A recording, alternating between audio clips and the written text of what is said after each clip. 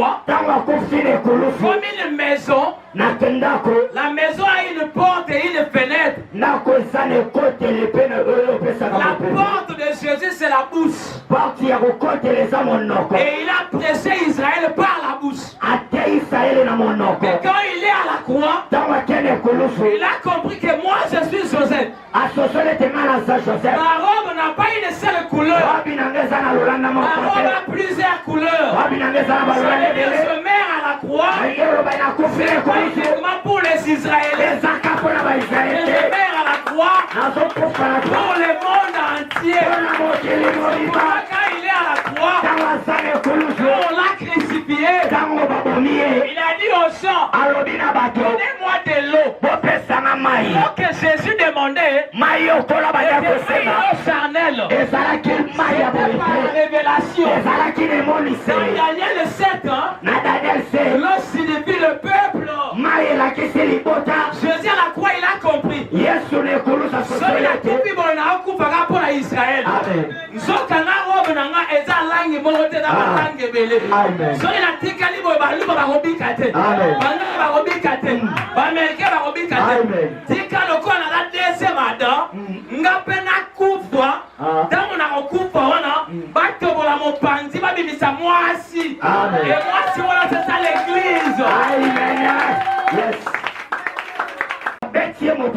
On l'a trouvé de côté pour que l'eau et le sang sortent.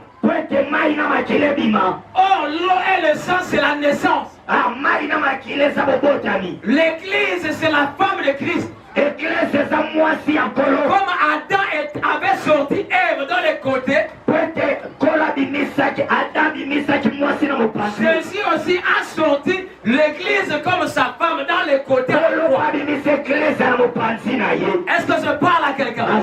Ça veut dire Jésus est mort, non pas seulement pour Israël, il est aussi mort pour toute la terre. Ça veut dire il est la pierre angulaire, la pierre qui est au milieu, Dieu a dit les fondements des prophètes et les fondements des apôtres.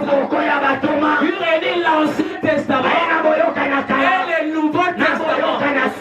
Est-ce que je parle à quelqu'un? C'est pourquoi là où nous avons lu, je vous ai dit que dans l'Ancien Testament, Dieu utilisait un seul ministère, c'est le prophète. Qu'est-ce que Dieu veut? Il faut aller consulter le prophète. Lorsque Moïse marchait avec le peuple dans le désert, lorsque le peuple a besoin d'écouter Dieu, il doit venir à Moïse. Moïse, on veut écouter Dieu. Moïse va à la montagne. Il demande à Dieu. Dieu lui donne la réponse. Et il vient en Israël, il vient leur annoncer la réponse que Dieu lui a donnée. Alléluia. Le jour où le peuple a dit à Moïse, nous voudrions que ton Dieu nous parle aussi. Lorsque Moïse a pris le peuple pour les amener à la montagne, Dieu était descendu au milieu des tonnerres et des tremblements de terre. Et le peuple avait eu peur. Ils ont dit à Moïse, non. Dis à ton Dieu qu'il te parle et toi tu viendras nous parler. Alléluia.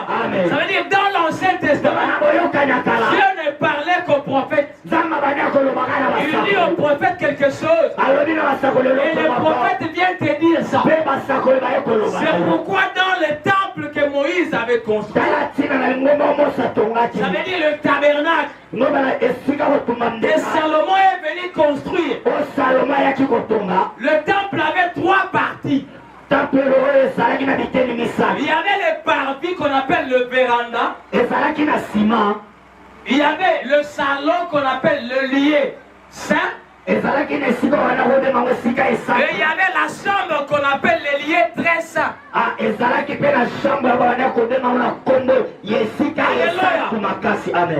toutes ces parties étaient divisées par des rideaux. Ça veut dire dans les parvis, ou soit dans les vérandas, les femmes restaient là avec les étrangers. Les femmes ne pouvaient pas quitter le véranda pour entrer dans les lieux saints qu'on appelle. Est-ce que quelqu'un comprend? Et dans les salons qu'on appelle les lieux saints, il y avait les hommes qui étaient là et le serviteur de Dieu. Mais dans les lieux très saints, le souverain sacrificateur entrait une fois par an. Ça veut dire 2019 à Kotimba, on a lié très saint pour sur la Nanza. Et tant que le peuple nous fait tirer libanda et on a posé un zamalo de la bango.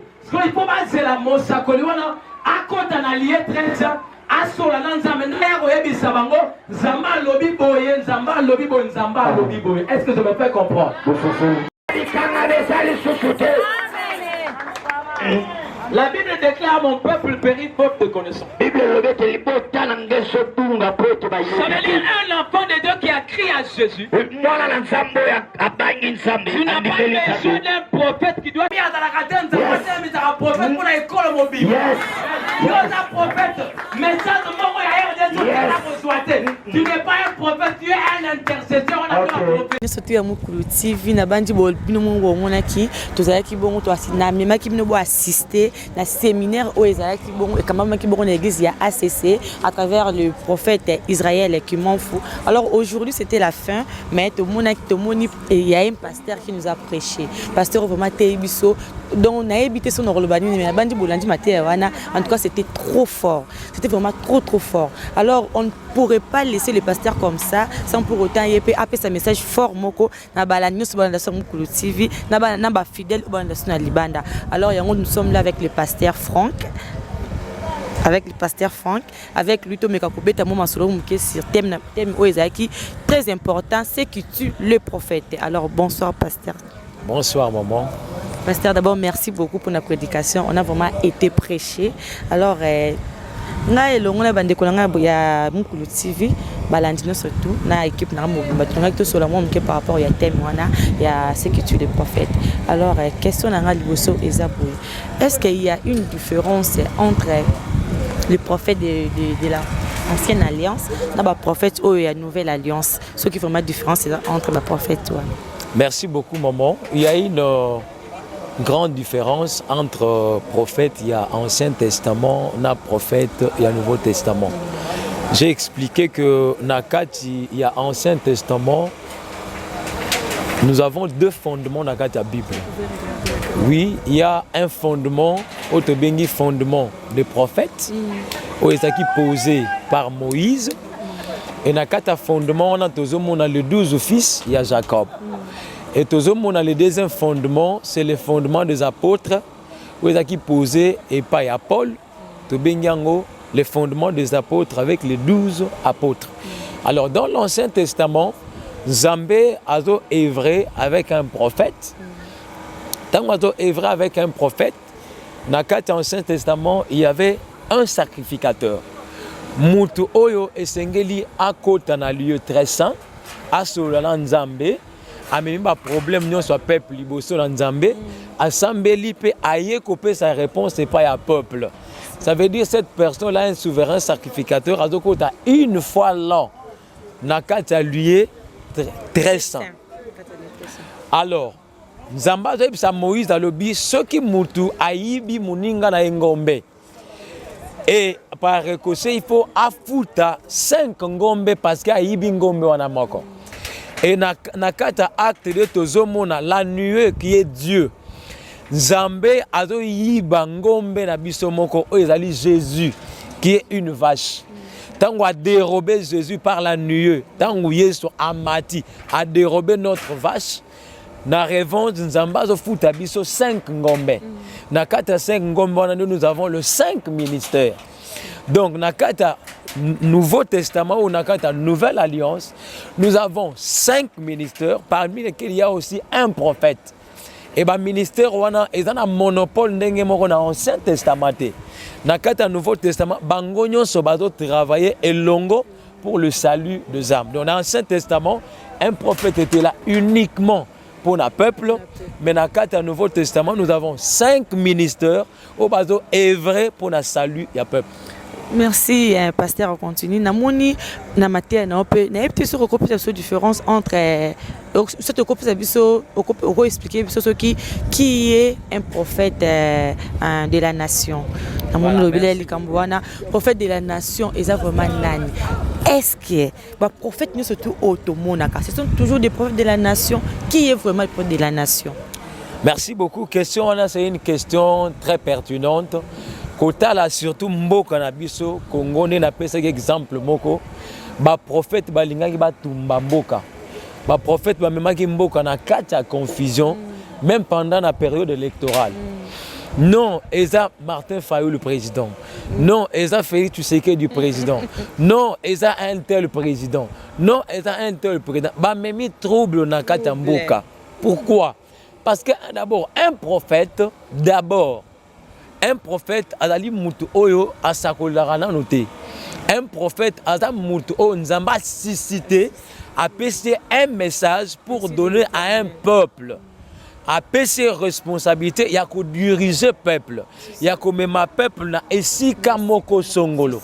Quand Dieu a suscité Moïse comme prophète, a passé mission au kende pa Pharaon ko bimisa bana Israël na Égypte ko même bango na kata Canaan.